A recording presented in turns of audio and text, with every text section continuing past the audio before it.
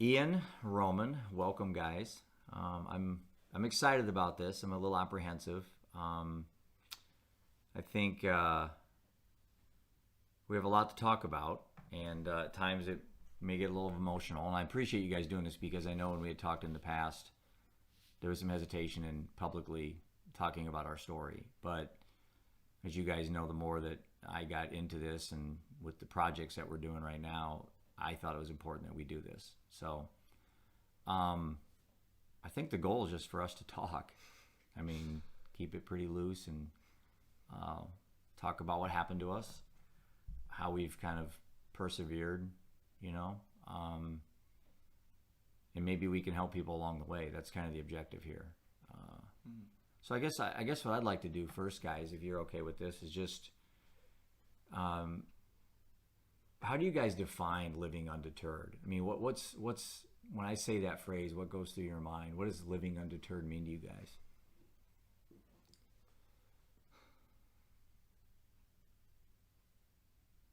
Well, can I ask you what it means to you? And I'll sort of flip the definition. You're like a politician now. You're turning the question back on the person who asked. Go ahead, sure. So you're asking me? Yeah.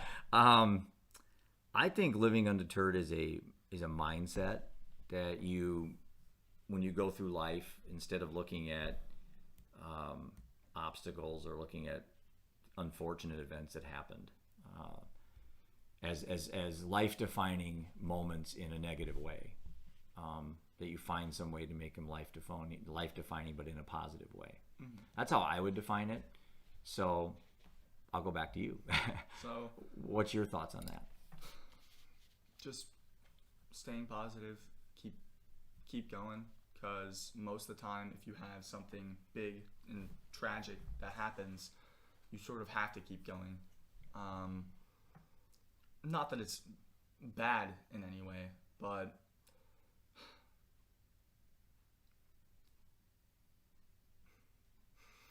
there's not a right answer, bud.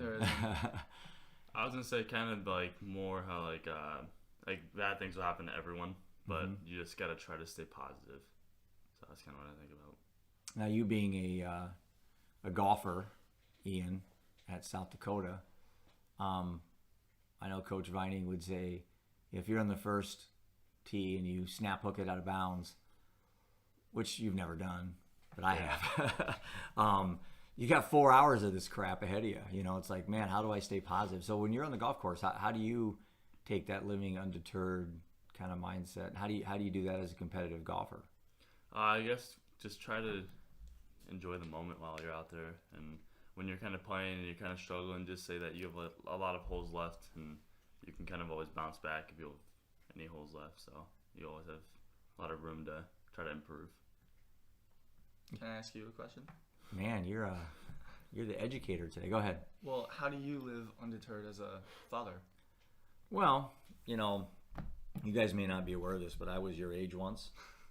You've never been my age, so it's hard for you to understand what it's like to be an adult. Back when the wheel was made. Back in the Civil War, as you guys always say, when fire was invented. No, you know, I guess it just comes as you get older, you kind of get a little bit more bulletproof because as the older you get, the higher the probability that bad stuff's going to happen. When you're younger, you have, you know, you bury pets and grandparents. As you get older, you start going to more funerals and less weddings. And so at 54 years old, I'm not saying that there's nothing that can happen that I couldn't handle, but I really do believe that. There really is nothing that I can't handle after what I've been through. It's kind of hard to have a bad day when you lose a child. And when things do happen to me that are uncomfortable or I don't like, I keep going back to that moment on October 4th, 2016, when we got the call that Seth had died. And I compare it to that pain I had. And, you know, it's hard for me to say that I could ever have anything worse. I honestly can think of a few things that would add to that suffering and agony, but I don't know if anything could ever be worse than that day. So living undeterred to me is taking the experiences you've had in life and building on those to make you a stronger person. And, you know, everybody's going through stuff. I mean, you know, we're at a time of year right now where people are struggling with depression and anxiety and mental health. And, Ian, you have a friend that I talk about in the book. Sam. Why don't you tell me a little bit about what you've learned from Sam? His name's Sam Gary, and he's, 19? I think he goes to Bates College in the East Coast area. And I met Sam through the AJGA. But, Ian, why don't you talk a little bit about what your experiences have been with, mental health issues and things like that with kids your age and stuff, young men, young adults. But, what are some of the issues you guys have, and how does someone like Sam Gary help you become a little more undeterred? Well, I know that Sam kind of like came up publicly, which is something that a lot of people don't really do. Like a lot of people like to keep it in. So I kind of praise Sam for that he kind of came out and kind of like told his story, and I bet that probably changed a lot of people because they can actually like get more confidence to try to like talk to people, try to like open up more. Do you think Sam's taken a risk at throwing this issue out publicly? I mean, is he putting himself in a position where this could, by becoming vulnerable, could actually backfire? Do you think there's a chance for that? I mean, possibly, yeah, but I think having like a third perspective to this, it could, but I think the way that he's looking at it is the chances of him helping people are greater than the chances of him, or the chances of his own risk. And I think the fact that he's willing to put himself at risk to help others is honorable. Yeah, for me, it's been inspiring. And here is, someone that I'm my age, I'm looking up to, even what you guys are doing. I tell people all the time that I learn more from you guys than I learn from people my own age. And I mean that not necessarily in a disparaging manner, but from a position that you guys are showing tremendous resiliency, because you don't have the scar tissue. You don't have the, I've been through so many battles that you kind of develop a little scar tissue. You guys are so young, you haven't had a lot of those yet. But, when Seth died, your older brother, our oldest son, on October 4th, 2016, from a heroin overdose,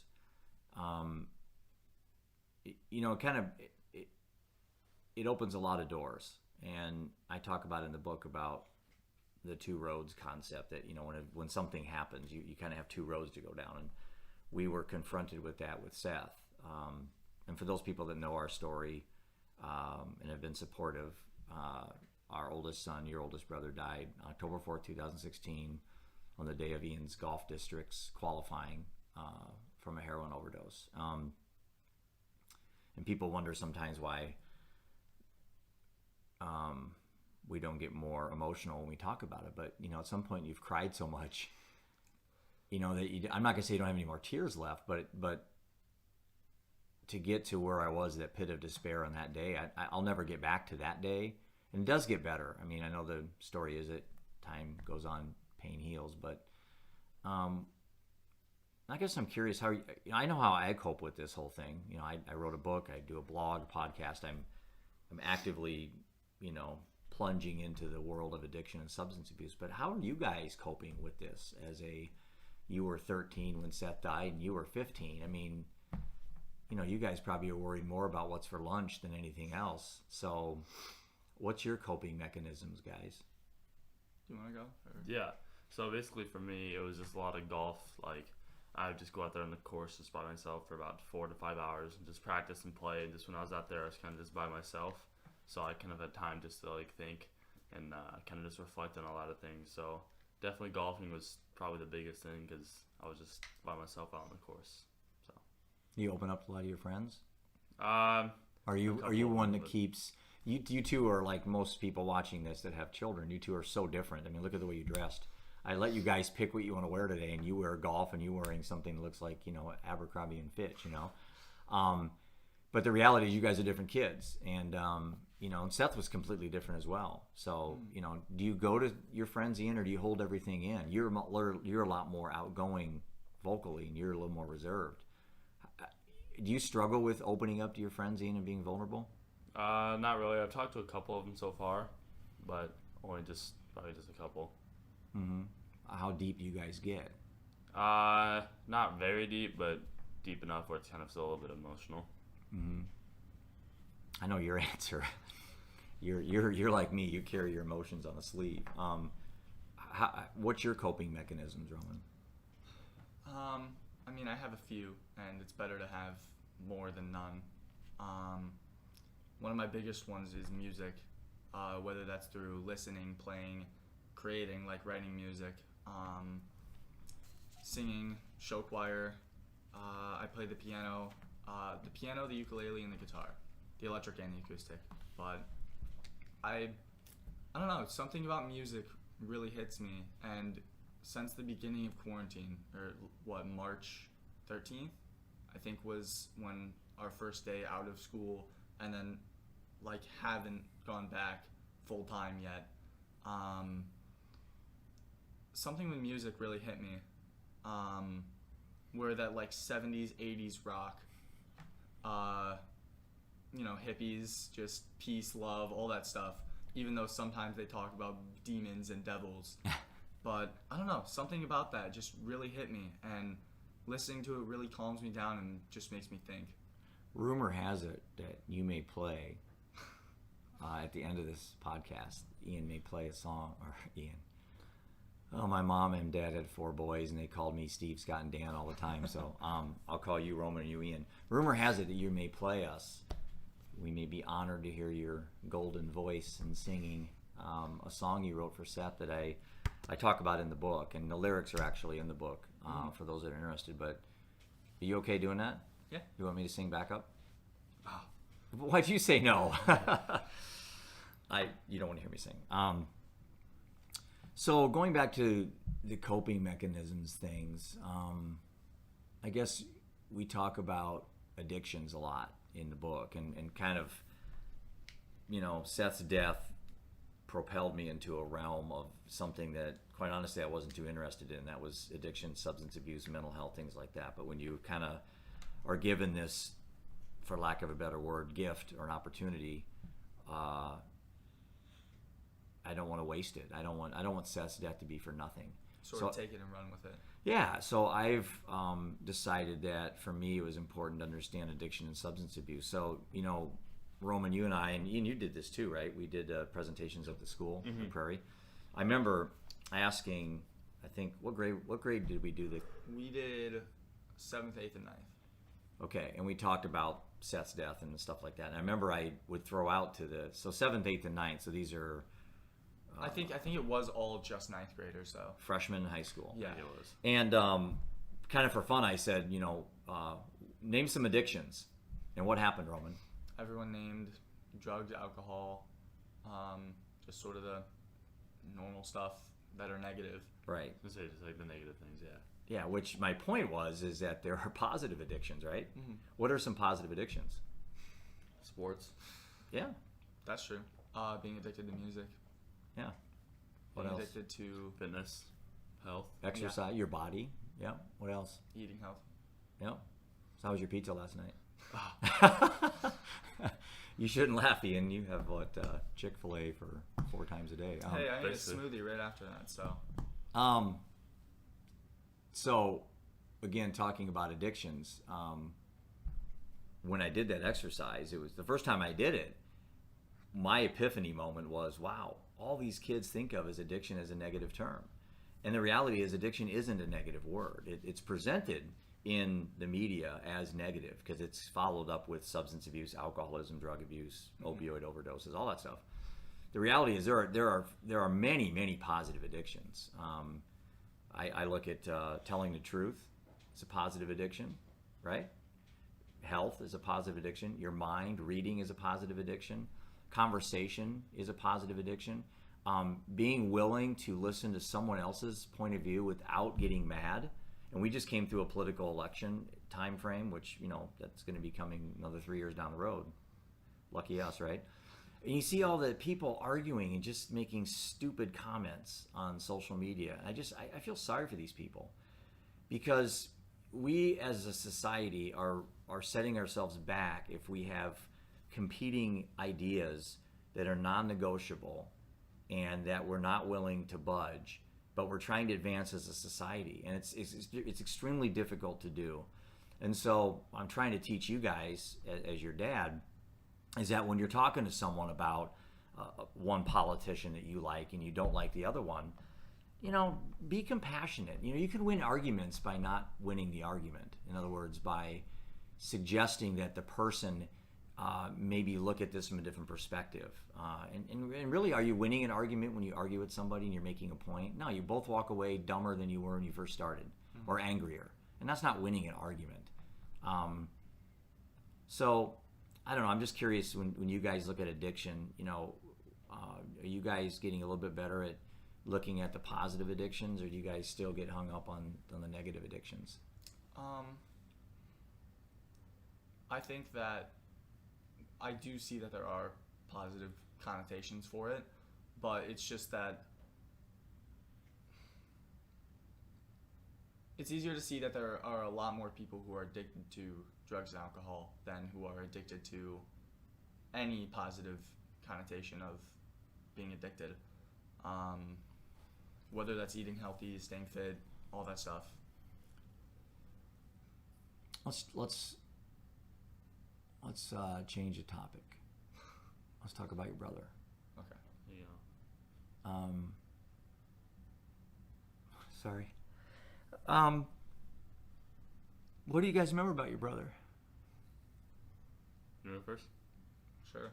Well, I would have been 13 when he died, and then he wasn't in our life for about 2 years, because he wasn't in our life. Yeah. For about 2 years. So I would have last seen him maybe when I was 11, or at least talked to him when I was 11.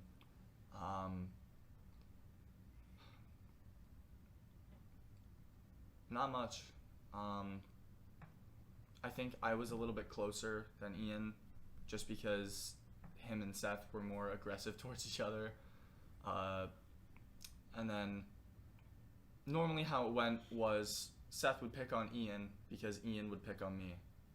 So me and Seth were pretty good to each other. I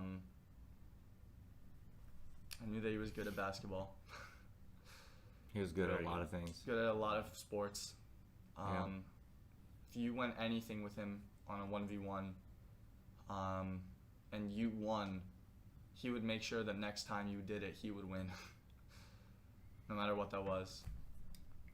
I was going to say, just no matter what we did, he was always very competitive, just between me and him. Like, we'd just play, like, Mario Kart or just something stupid, and he would just still be very competitive. Or we'd just be playing basketball, or be playing some sort of Xbox game or just something, and he'd be very competitive. You guys were closer in age, so the tension was stronger. Yeah, whereas you were a little brother, and he was like a little pet. I think we were 11 years apart.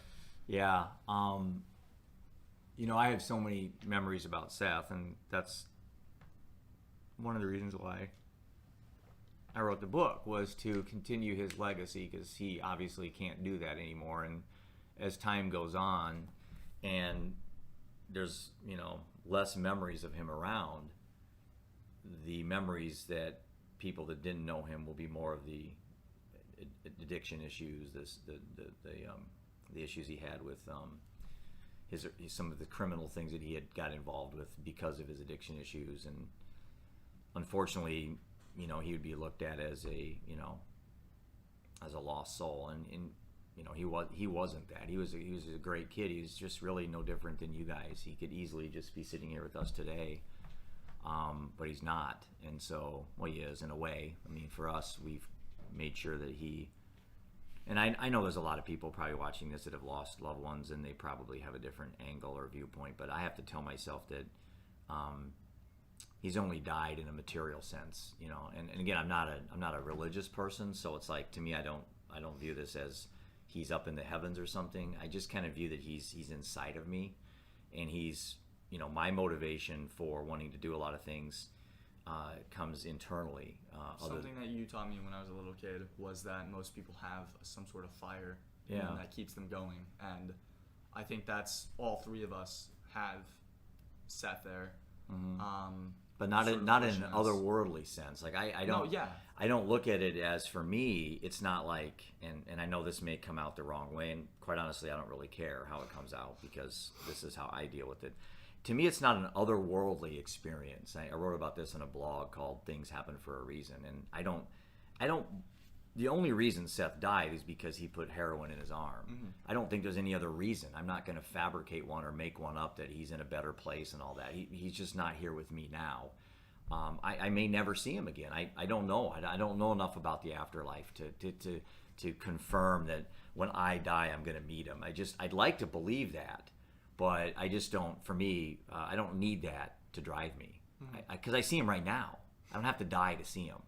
So, and again, that probably counters to what a lot of people that are very religious will think, that there's some type of a floating away from your mind and your soul goes somewhere and you meet up with relatives and pets and things, and that's poetic, I guess, but it's not what drives me. I talk about that quite a bit in some of my recent blogs I'm going to be writing. I guess what I'm finding out, guys, as we talk about Seth and all this, is that there isn't a right way. There's only your way. Mm-hmm. Would you agree with that? Yeah. But there is a wrong way. Touche, as I hear. Explain. You're talking about not getting over, but dealing with traumatic events. We don't get over, With Seth. right? No. Yeah. We never get over. You don't We don't get want to over get over. You can deal with them, but you can't get over them. We don't want to get over Seth. Mm-hmm. You're talking about that, right? Yeah. Well, looking at a sort of what we were talking about earlier, if you were to use drugs and alcohol to fill that void, then that would definitely be more of a negative way to use it. Mm-hmm. But everyone has their own way to go about it. But again, using drugs and alcohol or abuse or things along the lines of that would be, again, more of a negative way to look at it. Ian? Yeah. Yeah. You're a man of few words, but when you do speak, it makes a lot of sense. So, what do you think? I mean, I disagree with what he said, so I always agree with Roman. Yeah. Smarter than all of us combined. it's true. You guys think addiction is a disease, or do you think it's a choice, or do you think it's Big topic. do you think it's a combination of both? Because I delve into this heavily, and you guys kind of know where I stand. But before I publicly affirm my position on this, it's not linear. In other words, it changes. What do you guys think? Do you think the idea of being addicted to something is something you're just cursed when you're born, and you kind of deal with it your whole life, or do you think that hey, Seth had a choice to put heroin in his arm, and he chose at that moment in time. He thought that was a viable decision to attain whatever he was trying to attain, or get away from whatever he was trying to get away from. What do you guys think about that? Do you think it's a disease, or do you think it's a choice? Addiction and substance abuse, I guess. Do you want to go, or I can? I was gonna say it's kind of more like a choice, in my opinion, because you just have like the choice to do it or not. It's kind of just, I mean, that's a pretty stupid analogy, but like driving a car, I guess, like you have a choice to drive it or not. But I don't know if that's a good analogy, but you just have like a choice to do it. But I mean, it just kind of depends on the situation. Like, just like I don't like know what it feels like to kind of have some of the other addictions. So I don't know if I have really like a say. I guess it kind of just depends on the situation. If you're playing golf in a tournament and you have a birdie putt from 5 feet and you walk off with a bogey, you have a choice to what? Get upset. You have a choice to let it bother you the rest of the day. Yeah. You have a choice to go to the tee all mad and then do what? Snap, like it out of bounds. I'm not picking on you. I'm just talking anybody that's played sports. There's a lot of parallels. And down the road, I have a podcast where I'm going to have a good friend of mine who's a very well-known sports person, and his kids play at Iowa right now. But he's a good friend of mine. We're going to talk about how sports kind of parallels life, and it really does. So Roman, disease or choice? What do you think about addiction and substance abuse? Ian says probably people have more of a choice, but again, you guys aren't doctors, so I don't expect you guys to fully understand the neuroscience and all that, the biology behind it. But what do you think, Roman? Well, I don't know. And I'm not saying that as I wasn't paying attention. I'm saying that as I think it's more of a mix of the two, because it's sort of like the nature versus nurture. Same thing with that. I don't think it's one or the other. I think it's a mix of the both, or a mix of the two. But you can't do that. You have to pick one. Who says? Me. No, I know what you're saying. But unfortunately, I think people don't look at it that way. Because when I do get into conversations, I don't call them arguments, because I'm just a dad. I have no medical background in any of this stuff. I'm getting more into it, and I just go off my life experiences, and I go off my own choices that I gave up, or not gave up. I made a choice to quit drinking on December, I think it was, I don't know. I don't keep score anymore. I just gave up drinking alcohol, decided I didn't need it in my life. And I don't keep score anymore. I know basically when I quit, but you choose pretty much your attitude. And I know Viktor Frankl writes about this in Man's Search for Meaning, which is to me, it was a life-altering book I read after Seth had died. And I was actually down in Texas. You had a golf tournament, and I was at the pool reading it. And it's Man's Search for Meaning by Viktor Frankl, and he was a Holocaust survivor. He was at one of the concentration camps during World War II. And he writes about, I can't choose what my guards are going to do to me. I can't choose what I'm going to have for lunch. I can't choose if I even live today. But I can choose my attitude at the moment I'm in. And man, that just resonated with me. And I thought, I can't choose to have Seth back. The pain that I have from his death was unavoidable. But the length and the intensity of my suffering was a choice. And I live my life that way now. So I don't know what the answer is, guys. I guess I don't think you and I are going to solve this issue on disease versus choice, but I think it's too easy to say it's a disease. I think that's the default option for most people. I'm powerless. I can't do anything about this. Seth died. I can't deal with the trauma of his death. And I'm like, you just aren't finding the right outlets.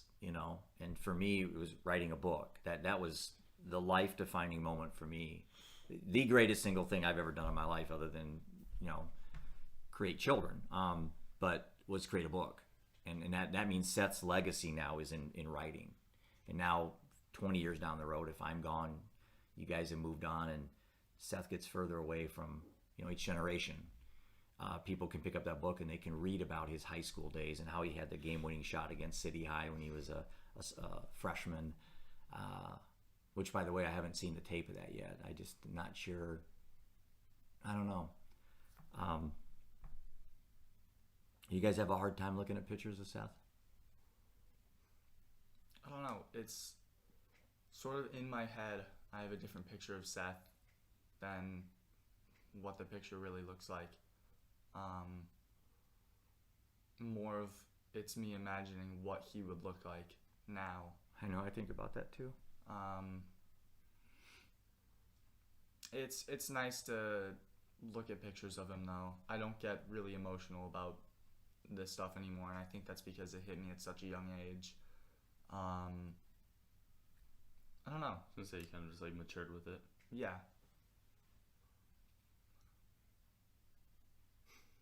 I know, it's every time I write, I think to myself, what's in my head I'm trying to put on paper, and then think to myself, is this going to offend an alcoholic, or is this going to offend someone that's depressed? And I think to myself, I take a big risk being vulnerable, because I also it chips away at me too every time I tell the story a little bit more. But then I thought to myself, every time I lose a piece of me, I'm gaining something new. It's that idea that I cry my heart out, but I gain something. I gain perspective. I gain knowledge. I just don't believe in the concept of a loss. Mm-hmm. We lost someone we care about, but I gained something through his death. I don't know what that sounds like when people hear that, because I guess most people want to be just kind of hung up on the misery of losing somebody, and they just can't find a way to move on. And I think through meditation for me, which has been an awesome thing I stumbled into after he died, to just literally understand that there really is no past. I mean, we only have the moment. We only have today. And I try to teach that in on the golf course for you, Ian. You know, you start the first hole and you get a double bogey, and you go to the second hole. Well, you got 17 holes left, dude. This double bogey can turn into 5 double bogeys if you're not careful, or it could turn into 2 birdies. And life's the same way. I mean, you know, the day Seth died, Ian, you double bogeyed your last hole at districts. Last two. And Prairie missed state for the first time in school history. They missed state. All because of you. No, I'm kidding. Yeah. But you felt that way, right? Yeah. You came home that day, and I remember sitting on the couch, and you're all teary-eyed, and I thought to myself, and told Prudence, I said, I got much worse news, Ian, than you double bogeying some stupid hole during some tournament that really doesn't mean that much to all of us at this moment. You know, for you, it was imperative that you make that par, but you didn't. And so where are you guys going to go with this? I know for me, I will, till my last breath, I will continue this story. I don't have any desire to stop. I made a mistake in a way that I didn't have an end game when I started going down this road. When I started the book, I started the blogs, the podcast, all the people I'm meeting. I don't have an end game, and I guess in a way that can become an addiction itself. I'm kind of addicted to what happened, and I'm trying to make sure it's a positive addiction, not negative. But where do you guys see yourself taking this? And if you don't, that's fine. You guys may want to sometimes put this literally in a box and move on with your life, and that's your choice. But how do you guys see you guys continuing this as you guys get older? I was gonna say I'm just thinking about through college right now. Just try to get through college and just keep trying to tell my story, because college is a very big year for a lot of kids. So if I can kind of just keep telling their story while I'm up there, that's kind of my main goal. Just try to just tell people. You think your story has helped your friends? I think so. Yeah. Get friends reach out to you? Not recently, but I did kind of the start of our story.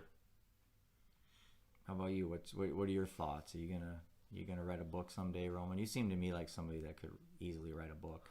Maybe, or write a song.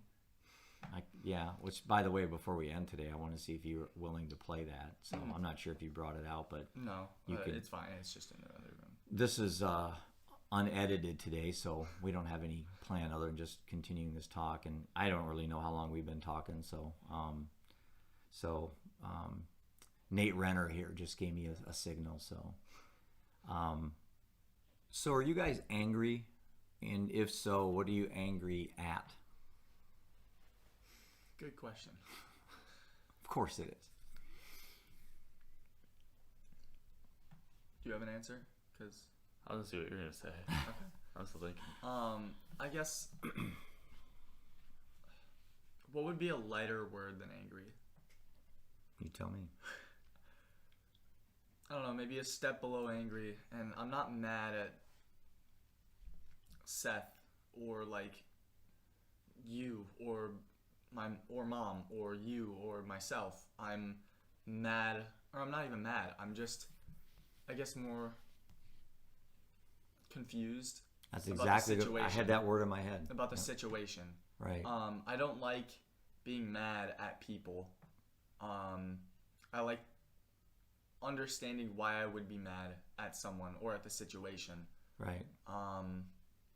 And Roman, that's a great way to live life, because you're going to go through life and somebody will fender bender you, or someone will cut in line at Target, or somebody will do something, and instead of getting mad at the person, just get upset with the situation. I've kind of thought that way as I run the company at Premier Investments, is when employees or even clients, somebody made a mistake or something, instead of getting mad at somebody, you got mad more at the situation. But well, Ian, what's human? So yeah. So Ian, how about you?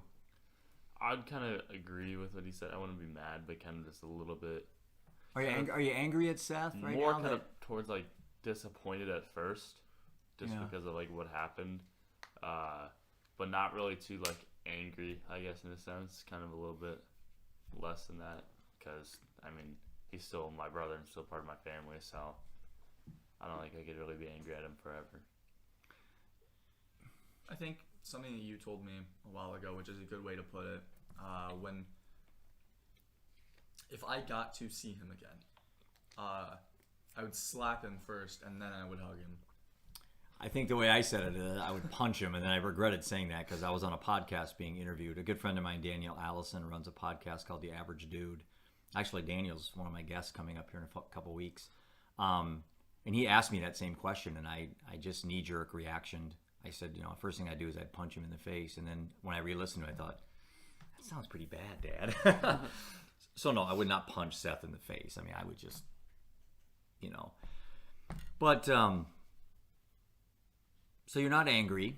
You're angry at what happened more than you are anything else. Mm-hmm. Do you guys see the pull that addictions have? Do you see the allure that someone who's addicted or an alcoholic has that pulls them at it?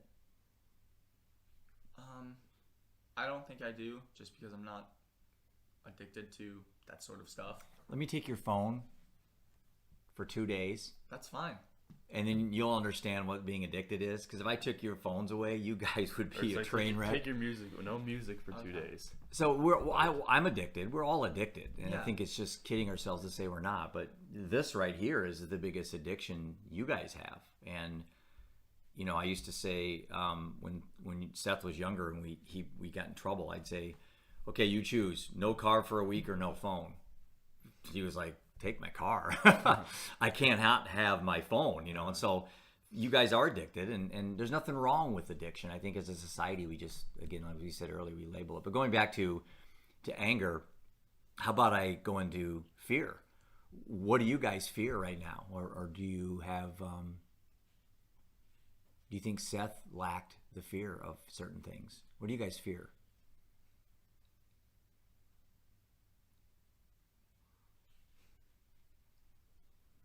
Are you worried about getting addicted? Are you worried about having a beer at a party, Ian, and feeling like you will never be able to stop? Because you and I talked about the easiest way to quit something is to what?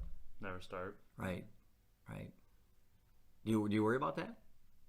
I mean, not really, just because of our past and stuff, and I feel like I'm pretty strong about it. Why don't you drink? A lot of your friends in college drink alcohol. You don't, at least regularly. And I know you confided in me that you've had a social beverage a few times, and that's fine. I was known in high school to. Yeah, we'll leave it at that. So why don't you drink like every other college kid? Well, first, I don't really just find the enjoyment personally. I mean, I'd rather just go hang out with some friends at our place and just hang out. Not really. I just don't really find I don't know how to word it. From it. Kind of that, but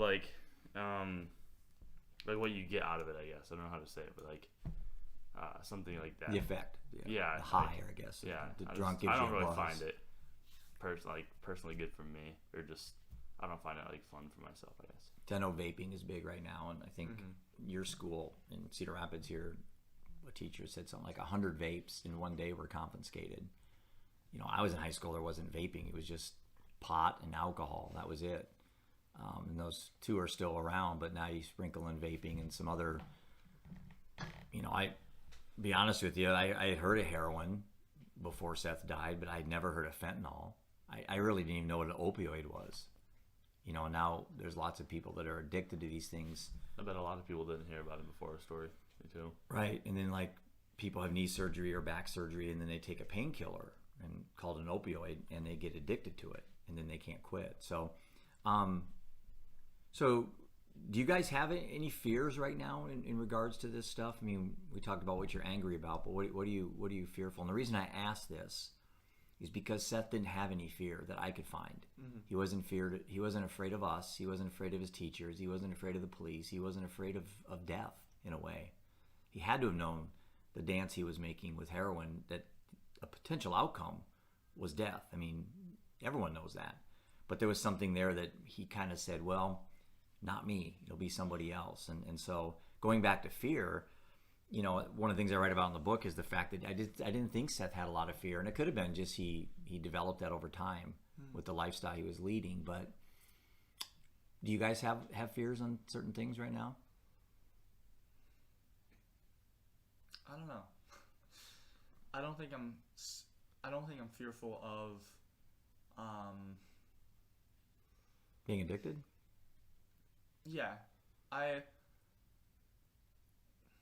I know that I have addicted person. I know I have an addictive personality. Right. But it's sort of like that choice versus disease that we were talking about earlier. I think it's a mix of the two. So if I did get addicted, I could stop, but it would just take perseverance and a long time to stop. But one of the things that you've taught me through what you've told Ian was the best way to quit something is to never start it. Mm-hmm.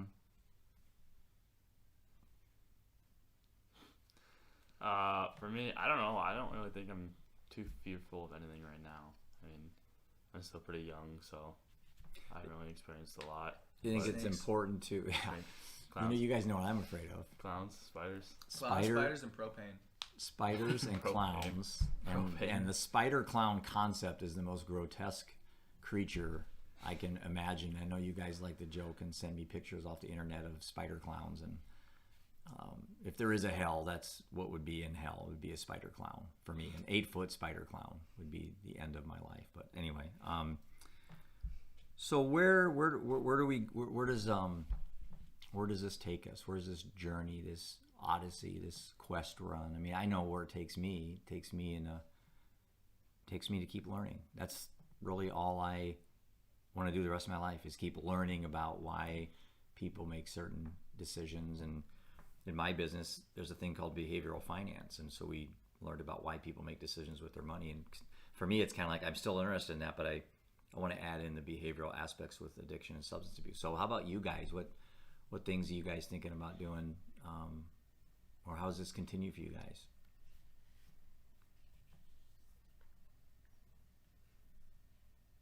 I mean, I was just gonna say, kind of just go throughout college. I'll just keep telling our story, and since like college is a very it's a big turning point in your life. Mm-hmm. I kind of feel like that kind of age group is kind of good to talk to, kind of tell our story about them and see they can kind of see like the consequences or something of that. Where does mental health come into play? One thing I look about with Seth is he had ADD, and I talk again a lot about this in the book. And I have ADD, and I'm trying to be very calm today, because for me it's, I as you guys know, I have high level ADD, but my meditation that I do every morning, I did a 20-minute session this morning. Normally it's 10, is to kind of get me to prepare for this so I could be a lot more calm. But Seth was diagnosed with ADD, and he was given Adderall at 15 years old. It was the beginning of the end. If I have a regret that I have to take to my grave, is that I didn't learn Adderall, and really what it was. I just trusted the doctors and the medical profession too much. And this isn't an indictment on that profession. It's more of an indictment on my willingness to just accept a verdict. And I should have just stepped in and said, nah, Seth, you're not taking Adderall.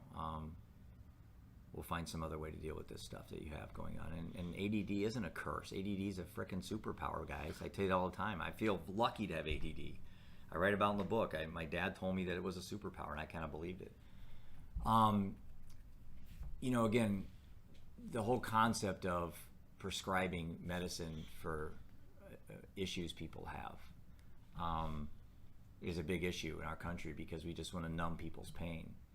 And so, we talk about addiction and ADD and stuff. I'm not sure necessarily where I was going with that. Again, this is a full example of my ADD's loss of thought. But no, I write about that in the book quite a bit. So back to mental health, I guess, is what I was talking about. What advice could you guys give to your peer group right now, or even to parents, about what you guys are going through as a generation? That, I'm on one side of the fence. I was your age, so I can relate to the thoughts you're having, but you guys have never been my age, so you can't relate to mine. Tell me right now kind of how the generation is, the society is for you guys. Where's the pressure coming from to make you want to go get drunk or smoke pot or steal something from somebody? What's out there that makes you guys want to do that? Has social media been a problem for you guys? No, I wouldn't say so. It's different from in high school than in college, I'm guessing. But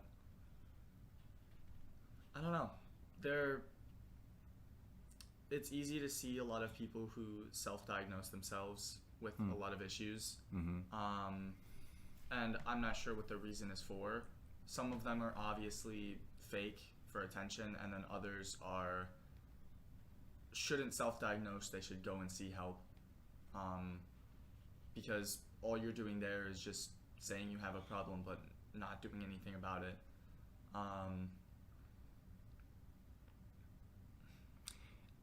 I would add, Roman, that, and I'm happy you went down this road, because suicide is such a big problem right now. I think there was 150,000, I don't remember the exact number, but between alcohol deaths, overdoses, and suicide is like 150,000 people.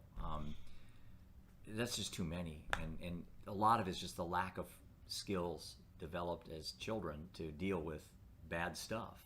That's part of life. Life is trauma. I mean, we're a hurling ball of mass flying through the universe, spinning and stuff. We don't feel it because everything keeps us, gravity and all that keeps us together. But Earth is chaotic. Life is chaotic, and the expectation is that it isn't. And then we have something happen and we crumble. And it's like, I guess where I would like to end this with you guys, I'm not sure if I gave you a chance to answer what you were talking about. That's fine. Did you want to add anything in on that? No. Okay. What I would just like to add with you guys is that expectations are a lot of why people have problems, and social media for your generation, to me, is like a death nail to a lot of kids, because on Facebook they see people traveling and vacations, and all you see is all the great things people are doing. And I post things sometimes and it's the opposite. I post about my child who died, and I post about other things that happened in my life, and I don't want to be the guy that's always talking about the downer stuff in life, but I'm trying to take this and say, hey, really good things have come out of it. So be careful when you're idolizing superheroes and people that you look up to, athletes and actors and people like that. They all have stuff behind the scenes that you're not seeing, like all of us do. And nobody on Facebook is living the life that they're presenting. It just doesn't exist. It's a fabrication. And I think a lot of kids today, your age, Ian, see a friend of yours that, getting awards and winning tournaments and doing great, and you feel this impostor syndrome in a way, like, hey, I'm not worthy. My dad and mom are not going to look up to me. I told you guys, the only way you would let me down is how? I told you this your whole life. How? Give up. Say don't try. Yeah, not try. Effort. That is it. It's your effort. If you quit, on the golf course and something goes wrong and you quit, I don't care what you shoot. I care the fact that you quit. When you wrestled, Roman, you were a good wrestler, and you had times in matches where you got frustrated and didn't really quit, but you kind of did. Then you had matches where you found this thing and something happened. Well, that's all I ask for you guys to do through life, is to use what we've talked about today, and people watching this right now, parents can say, hey, man, I'd love to be able to sit down with my kids and have a talk like Jeff's having with his kids. Well, you can. That's what I'm trying to tell parents. You can have these conversations, but it's not going to come from the kids. It's going to come from you. And you don't want to have these conversations at a funeral. You want to have these conversations before that happens. So I can't think of a downside. Your kids get pissed off, you talked about alcohol. Your kids get mad that you judge them or you talked condescending to them. That's better than dying, right? That's my approach. So, we were having talks like this before Seth died, I think. I always felt very comfortable. And I had many talks with Seth. It wasn't like we neglected him. So, well, I think I'm talked out for today. I do want to hear Roman's song. And I will tell anybody watching this that this is what I wanted to accomplish today. This is the first, podcast that I've ever done, and I wanted to be with you guys. It was very important for me to do this today. And now going forward, my podcast will be different types of people. I have some good shows lined up. The one that's kind of getting really popular is my ghost show. My brother Scott is a ghost hunter officially, and he owns a company in town that does paranormal investigations. So we're going to talk about the afterlife and all that stuff. So part of living undeterred concept isn't just every day revisiting, the grief that we went through, because after a while that people would get kind of immune to that. It's like, I want to talk about things that you can do in your life that live undeterred. And undeterred to me is resiliency and fighting. and always breaking down barriers and always learning. The minute that you think you know something is the minute you really die intellectually. So I'm always challenging myself on everything from, the afterlife to current living strategies to philosophy, things like that as part of learning. So, well, do you guys have anything you want to add to anybody? Do you have any final words of wisdom that you could add, Ian? No, I'm good. You're always good. Roman, you're probably good for a few tidbits of wisdom. What would you say to your peer group or parents that are listening right now to wrap all this up before you get into your song?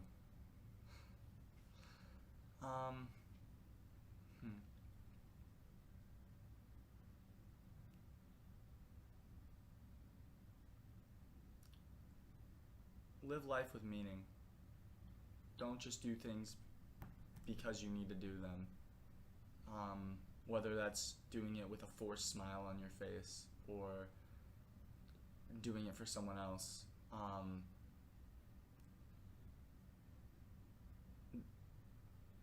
One of the few things that I really enjoy with mental health and things like that is you have to put your mask on first when you're in a plane that's crashing, or not crashing, sorry, but when the oxygen mask save comes down, yourself. you need to save yourself first, Right. and then you can save others. Right.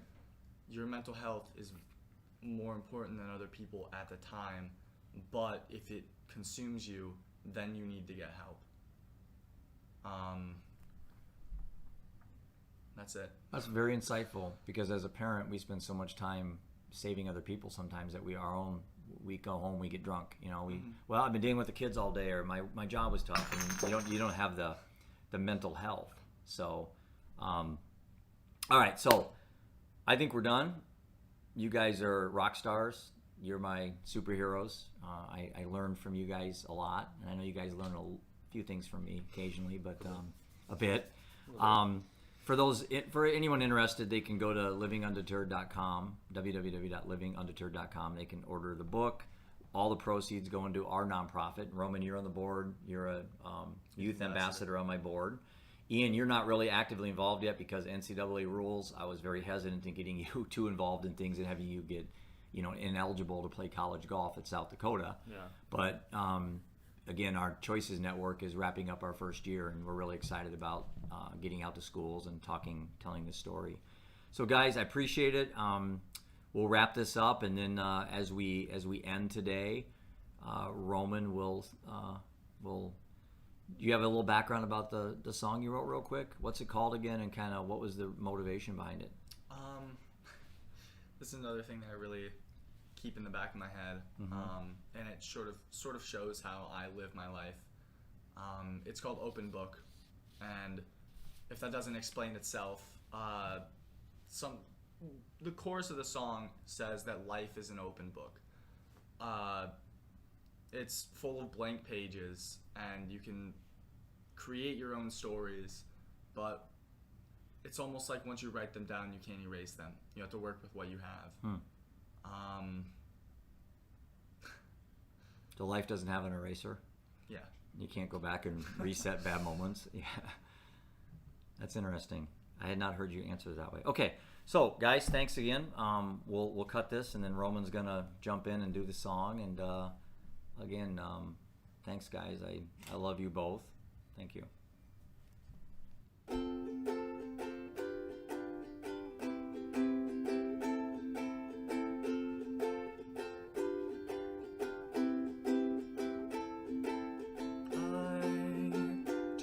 Spend more moments with you, but I know that can't come true. We wrote a book together, and in the end, all that was missing was just you. I went through heaven and hell to look for you, but I didn't even have to move.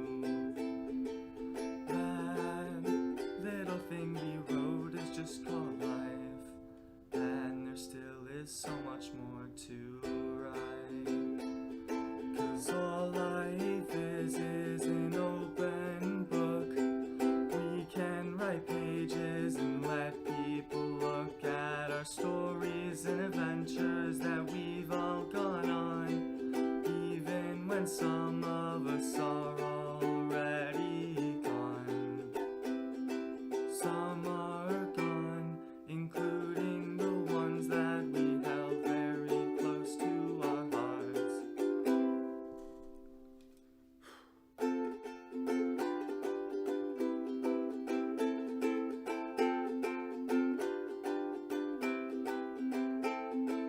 I just wanna say one last goodbye, so please don't go off and cry. We can all remember that day, the day that you went away. But that doesn't mean we can't smile, knowing that you'll come and stay a while. We have to start looking at life with all the pages we can write. 'Cause all life is an open book. We can write chapters and let people look at our actions and consequences that we all made, even